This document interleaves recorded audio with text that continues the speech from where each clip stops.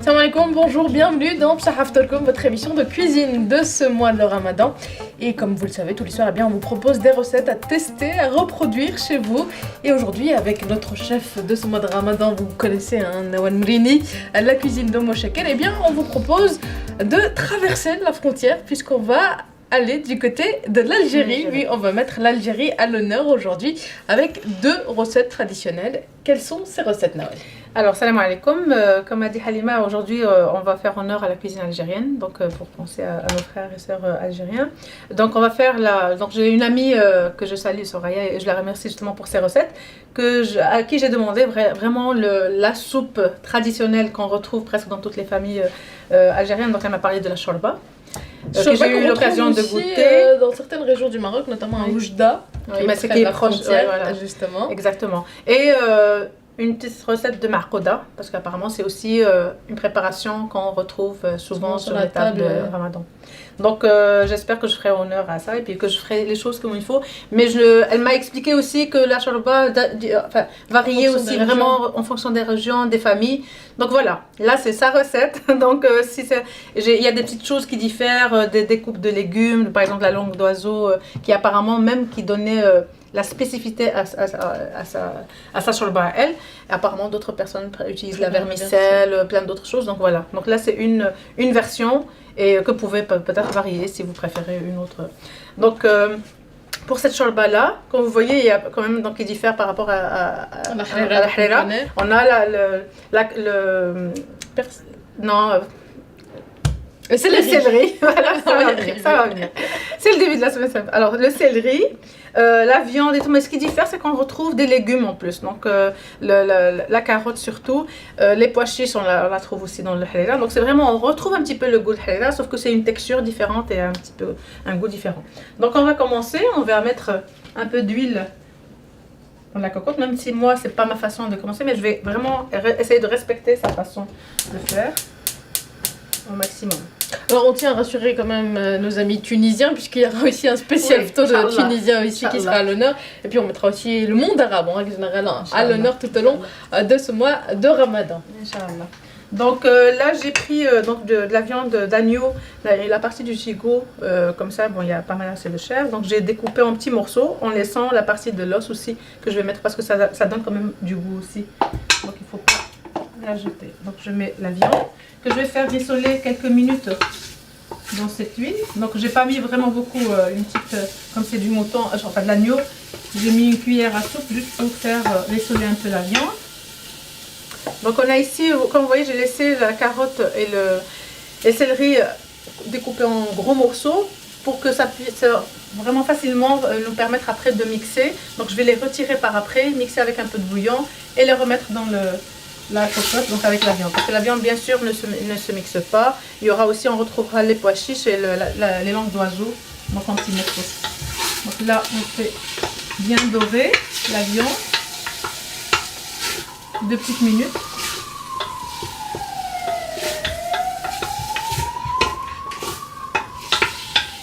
Par après, je vais rajouter l'oignon découpé en petits dés. Que je vais faire rissoler de nouveau un peu.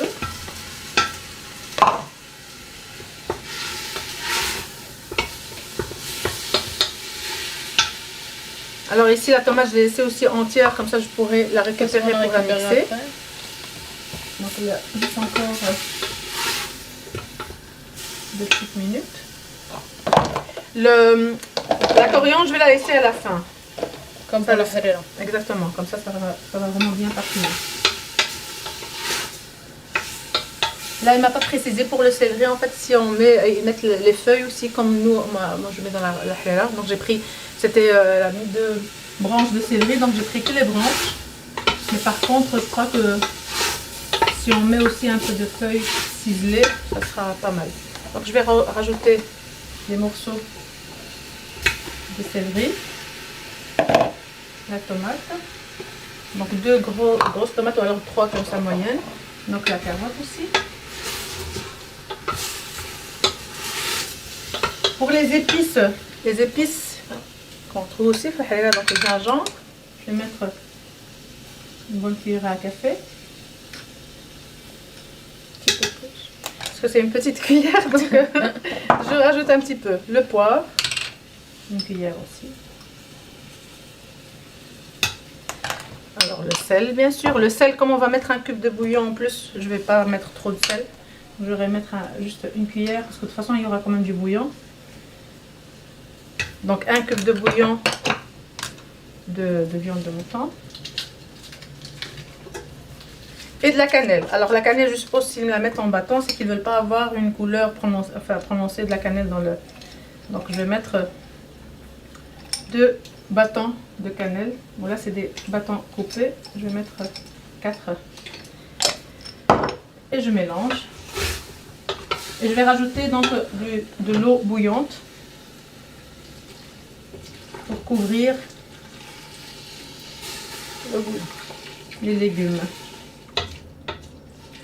Alors il ne faut pas oublier que par après on aura besoin justement d'avoir pas mal de bouillon puisqu'il y a les langues d'oiseaux qui doivent cuire dedans. Donc ça va absorber comme elles vont gonfler. Oui, exactement. Il ne faut pas que ce soit très épais.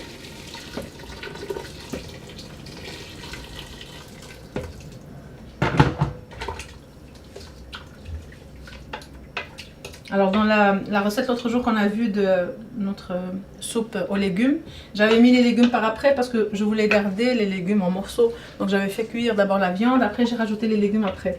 Mais là maintenant comme ça va être mixé, au contraire, plus ils vont cuire, plus ça va être bien mixé par après. Donc je laisse faire un petit bouillon. Et après je vais fermer. Donc juste un petit peu. Il y a une petite différence justement que nous on rajoute le safran, mais là dans la recette il n'y avait pas de safran. C'est la différence. Entre autres entre la shorba et voilà. la harira, qu'on le connaît. Voilà, donc maintenant on va fermer notre cocotte. On va la laisser, donc une fois que la vapeur va s'échapper, on va diminuer, on laisse plus ou moins 30 minutes. Ça doit vraiment bien cuire, que la viande soit bien tendre. Et après on va ouvrir pour récupérer les légumes et un peu de bouillon pour les mixer. Et on finira la recette, Inch'Allah. À tout à l'heure. Voilà, notre viande normalement doit être déjà bien cuite. Donc on va ouvrir. Je vais essayer de récupérer les légumes donc, que j'ai laissés en grands morceaux pour que je puisse les mixer avec donc les carottes, le céleri, les tomates aussi. Non. On essaie de ne pas mixer la viande, donc si vous avez un petit bout, voilà.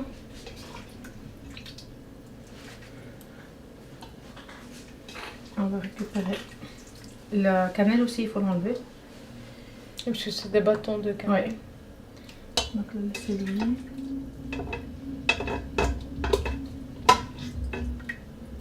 Et ce qui est bien, c'est que comme ça, vraiment, on a le bouillon qui a bien pris le goût des légumes. Comme ça. On va récupérer tous les grands morceaux pour ne pas se retrouver. C'est pour ça que c'est quand même assez grand. C'est pas facile à les trouver. Voilà. Je vais récupérer le petit morceau après. Voilà. Encore un. Et après on va enlever la cannelle.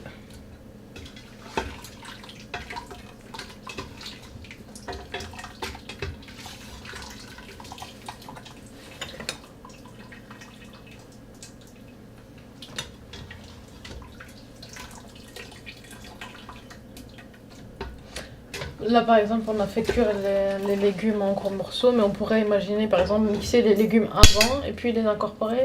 Éventuellement, éventuellement, mais bon je trouve que quand même peut-être ça donnerait une autre texture, certainement. Alors là maintenant je vais récupérer du bouillon avec quoi je vais mixer.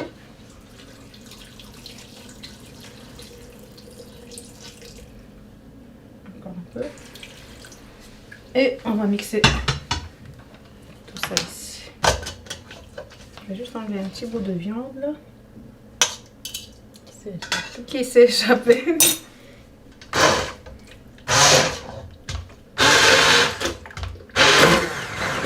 Et là, comme j'ai dit, j'ai essayé de respecter la recette de mon ami. Comme ça, c'est comme le halal, il y a certains qui mixent tout au début. D'autres qui préfèrent le faire après.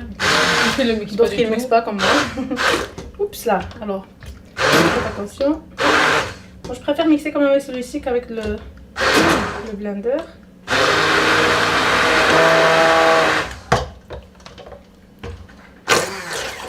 Voilà, donc nos légumes sont mixés. Je vais les remettre dans la cocotte.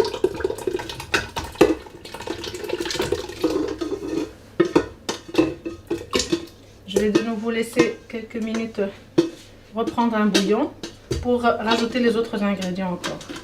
Donc ça.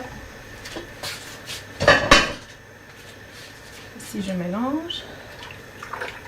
Là je remarque quand même que j'ai pas trop de bouillon. Je vais rajouter un petit peu d'eau parce que comme on va mettre encore les langues d'oiseau à cuire, je vais rajouter un petit demi-litre d'eau.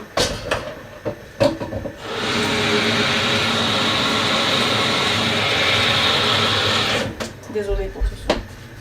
J'avais oublié de remplir. On pourrait imaginer aussi remplacer la viande par du poulet. C'est un recette traditionnel encore une fois. Exactement, voilà. Bien sûr, viande. si quelqu'un ne peut pas manger la viande, je crois que oui. Mais à ce moment-là, ça cuira beaucoup moins, moins longtemps. Donc vraiment 10 minutes même pas, au lieu des 20 minutes qu'on a laissé la viande. Ça doit un petit peu changer niveau goût, parce que là on a quand même le goût de l'agneau qui est quand même assez prononcé. C'est peut-être vraiment typique pour cette shorba, mais pourquoi pas. Bien sûr, si vous ne pouvez pas manger la viande, n'hésitez pas à la faire en mettant du poulet. Donc je vais laisser qu'il y ait vraiment un bon bouillon. Et après je vais rajouter l'eau et puis je rectifierai un petit peu l'assaisonnement et je mettrai les langues d'oiseau parce que ça demande quand même une dizaine de minutes de cuisson.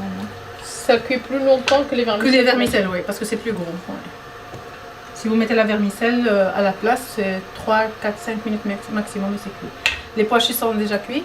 Bien sûr, si vous choisissez d'utiliser des pois chiches crus, il faut faire cuire avant, rajouter avec la viande dès le début.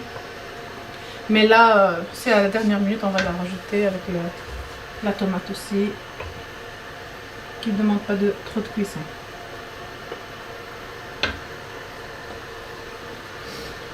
Alors, les épices, de toute façon, c'est sel, poivre que je vais rajouter. C'est vraiment bien de découvrir d'autres recettes d'ailleurs, de goûter un peu de tout pour changer de notre halera tout le temps. Habituel, traditionnel, qu'on retrouve chaque soir sur la table. Oui, et habituer aussi nos enfants à goûter plein d'autres choses. Oui, habituer leur palais à d'autres saveurs, hein, c'est important. Exactement.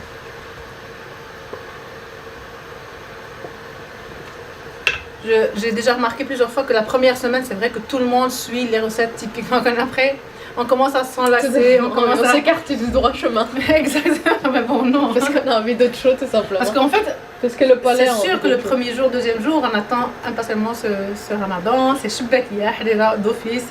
Et déjà, même les quantités diminuent au fur et à mesure. Parce qu'au début, on a les tables qui sont bien remplies, après, on se rend compte qu'on n'arrive pas à manger tout ce qu'il y a. Et donc on diminue. on se réajuste en fonction Exactement.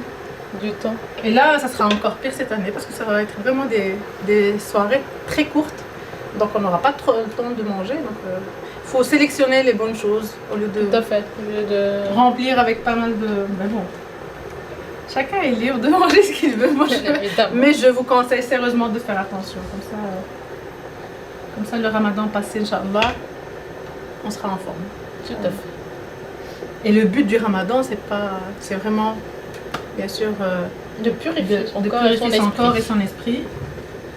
Et se faire du bien, de se faire gâter un peu. Mais bon. Alors voilà, je rajoute de l'eau bouillante, un petit demi-litre. Donc je vais rajouter à nouveau un peu de sel parce que j'ai goûté. Il faut quand même rajouter puisque j'ai rajouté de l'eau. Et du poivre.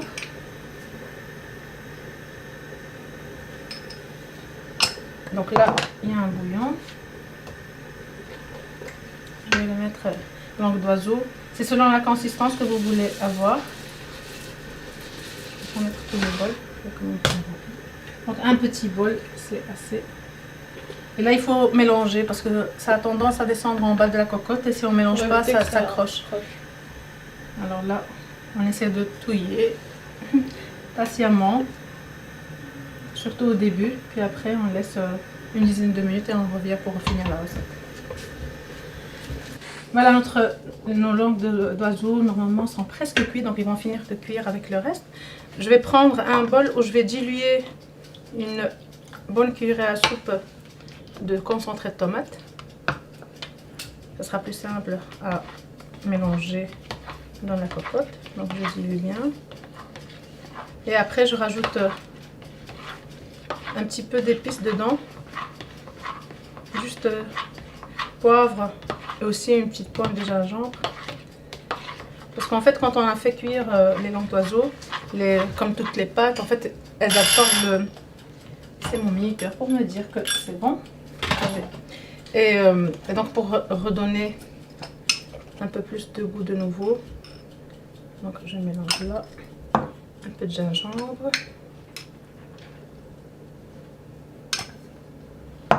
Je vais mélanger. Et le sel je vais pas mettre parce que je vais rajouter un cube de bouillon. Donc je mélange bien. Et on rajoute ça.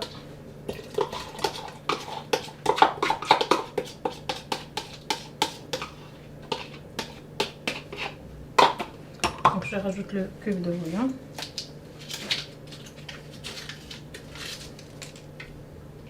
Je mélange bien.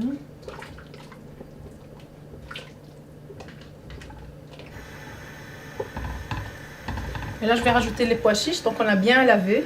Là c'était des pré-cuits. On a lavé. J'ai mis la moitié d'une boîte. Ça c'est selon vraiment la consistance que vous aimez. Si vous voulez plus de pois chiches, ajoutez plus. Mais il ne faut pas que ça doit rester quand même équilibré. Donc là ce qu'il nous reste à rajouter une fois qu'il y aura un petit bouillon. Donc une tomate qu'on a rajoutée, qu'on a mixée, donc une tomate fraîche, ça va donner un peu de fraîcheur à la fin. Donc on va rajouter à la dernière minute avec la coriandre. Donc là je laisse d'abord fondre le cube de bouillon. Juste un bouillon et puis après je vais rajouter ça et puis notre soupe elle sera prête.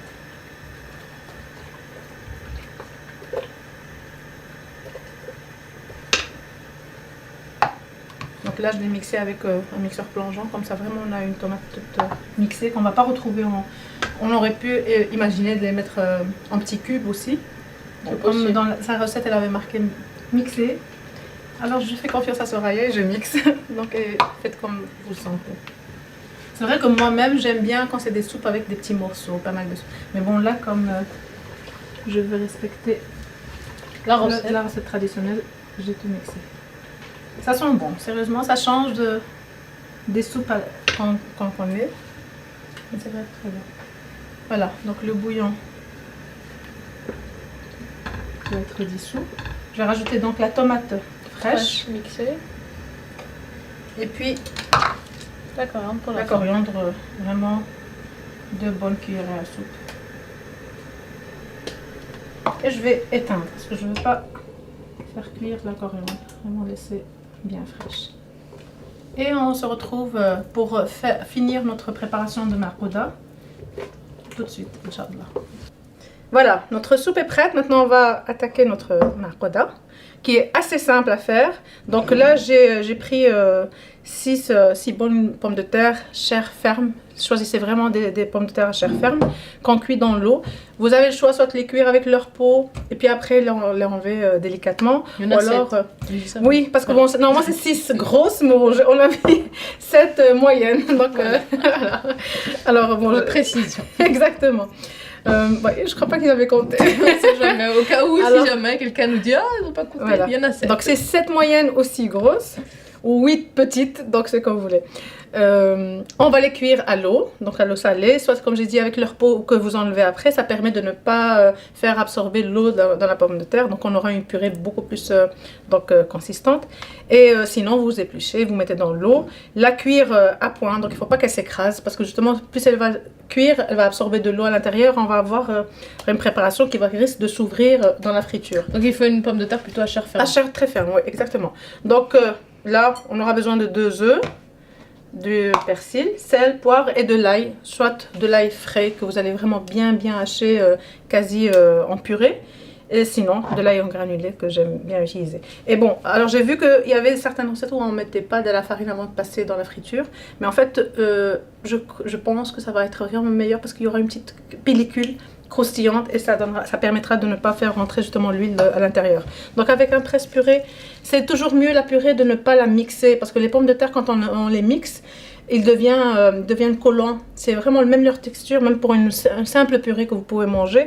C'est toujours mieux d'écraser les pommes de terre. On a vraiment une meilleure purée.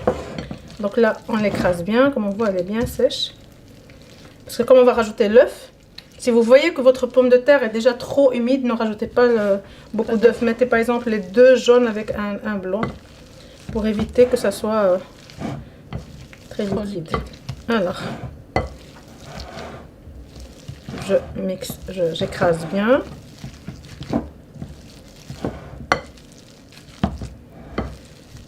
Voilà, la pomme de terre est écrasée. Là, je vais rajouter donc du sel, une demi-cuillère à café plus ou moins. Elle a déjà été cuite dans de l'eau salée, donc elle doit être déjà un petit peu salée. Donc du poivre. La pomme de terre est quand même fade, donc il faut la relever avec les épices. L'ail. Une demi-cuillère à café. Alors, le persil, je vais d'abord mélanger ça et puis après je vais rajouter. Parce qu'il faut quand même avoir une préparation homogène.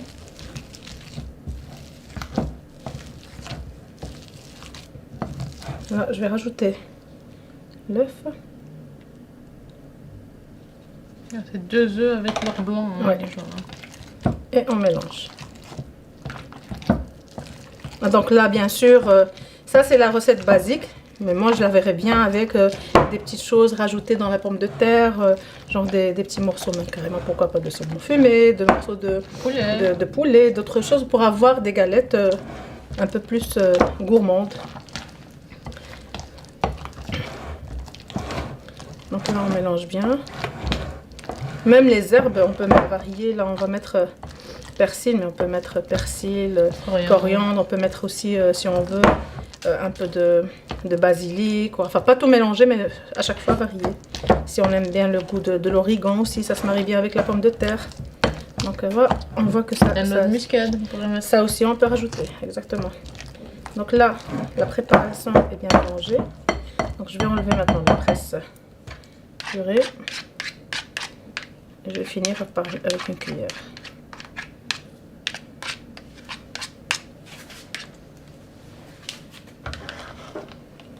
Donc je prends une bonne cuillère. Je mets donc 2 bonnes cuillères à soupe. Plus il y a d'herbes, plus c'est bon. Et donc je mélange.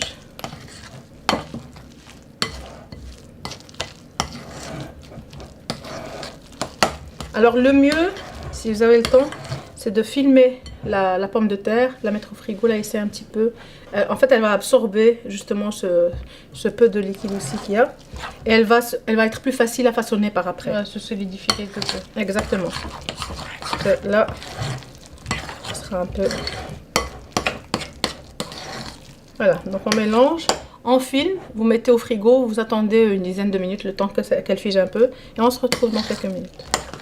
Donc voilà, une fois que votre pâte a reposé, alors si vous avez une pâte assez ferme, parce que ça dépend aussi de la taille de vos pommes de terre, comme j'ai dit tout à l'heure, vous pouvez les façonner à la main, vous mettez un peu d'eau, vous façonnez des galettes et vous le déposez. Sinon ici dans cette recette-là, c'est pas très ferme, donc du coup, je vais la faire avec une cuillère et avec de l'huile chaude.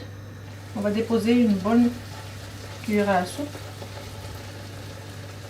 On essaie d'espacer un peu pour qu'elle ne colle pas.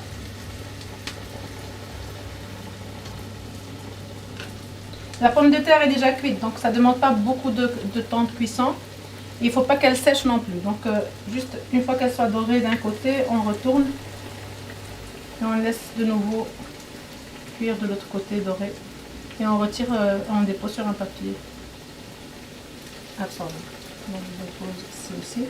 Bien sûr, comme j'ai dit, vous pouvez agrémenter. Tout à l'heure, j'ai parlé de quelques rajouts. Pourquoi pas du fromage râpé aussi, ça donnera aussi plus de gourmandise à vos galettes. À vos marcodas plutôt. Donc là je retourne, ça commence déjà bien doré. Des olives aussi, ce serait peut-être pas mal. Oui, peut-être. Oui. Vraiment, faites selon vos envies, vos goûts. Et aussi, si vous aimez, au lieu d'avoir toujours la même marcoda tous les soirs, bah, chaque soir, ça sera une marcoda parfumée autrement.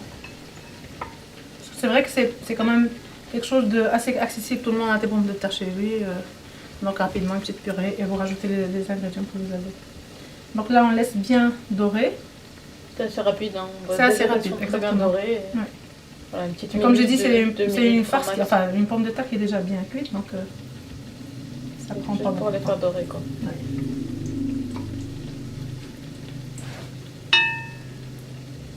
Alors ça, je crois que ça sera mieux de le faire vraiment juste avant la rupture de jeûne, donc qu'elle soit encore Oui, préparez la assez farce, chaude vous la et tiède, vous la laissez au frigo. frigo. À la dernière minute, vous sortez, vous faites vous les cuisez, puis vous passez à table.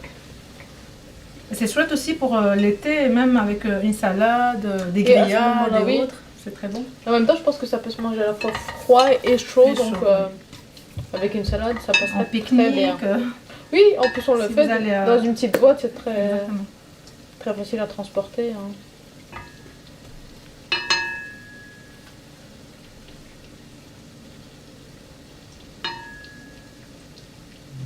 On peut même imaginer quelques légumes en plus. Moi, Madame Légumes, avec un peu de carottes en purée aussi mélangée avec la pomme de terre, ni vu ni connu, les enfants vont manger sans problème. La courgette aussi râpée très finement, des trucs comme ça pour Oui, bien sûr. vraiment... Des oignons, des oignons aussi rissolés que vous pouvez rajouter, exactement. pour apporter la touche un peu plus sucrée. Pourquoi pas. Donc il y a vraiment moyen de combiner facilement et de changer. Hein. Comme tu as dit, tous les soirs, Oui, façonner une marcoda différente. exactement. Pour changer les goûts, c'est important aussi. Voilà. Alors, encore une petite minute et elles seront bien dorées. Donc il faut les retourner à chaque fois pour qu'elles ne durcissent pas d'un côté et qu'elles soient cuites homogènement, donc dorées de deux côtés.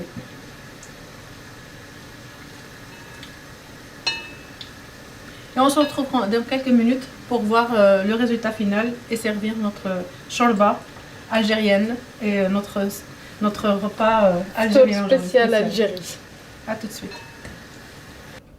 Voilà donc notre ftour spécial Algérie avec cette shorba donc elle nous a préparé Nawal avec la recette spéciale de Soraya algérienne. On lui fait un petit coucou d'ailleurs, merci pour cette recette et accompagné donc de ces pommes de terre des marcouda. Donc c'est un ftour pardon qu'on a mis à l'honneur pour l'Algérie, justement pour mettre à l'honneur l'Algérie. On proposera aussi d'autres recettes venues d'autres contrées, donc suivez-nous et bien sûr vous pouvez retrouver toutes ces recettes sur notre site internet www.arabel.fm. بصحة فطوركم صحة فطوركم. هذا ما شاء الله. إن شاء الله.